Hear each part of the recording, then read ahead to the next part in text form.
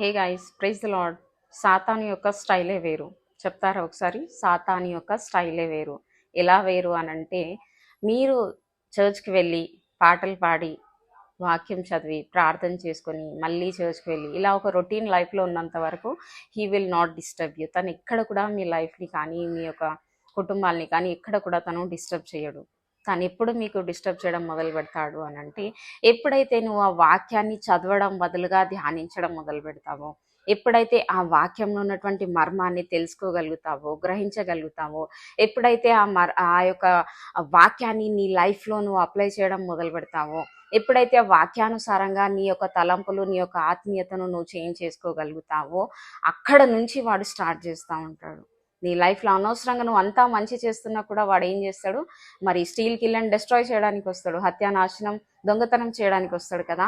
So అలాగే ఏదైతే నువ్వు ఆత్మీయతలు మరి ఎదగాలి అని చెప్పేసి నీకు ఎప్పుడైతే తలంపు వస్తుందో, ఆ తలంపుని వాడు రాంగ్గా ప్రూవ్ చేయడానికి చాలా ట్రై చేస్తూ ఉంటాడు. ఓకే, వాడు అనవసరంగా నిందలేస్తూ ఉంటాడు, అనవసరమైనటువంటి భయాలను క్రియేట్ చేస్తుంటాడు, అన్ని అబద్ధాలని చూపిస్తూ ఉంటాడు, అన్ని ఇమాజినేషన్స్లో మొత్తం ఇది కాదు, ఇది ఇలా, అది ఇలా అని చెప్పేసి చూపిస్తూ ఉంటాడు. కానీ నువ్వు మర్చిపోకు, అదంతా వాడి యొక్క తంత్రములు అని చెప్పేసి, ఆయనకున్నటువంటి డిఫరెంట్ కీస్ ఆపరేట్ చేస్తున్నాడు అని మాత్రం మర్చిపోకు. ఎప్పుడైతే నువ్వు ఇలా గట్టిగా స్థిరపడతావో, నువ్వు జయించిన వాడిగా మిగులుతావు.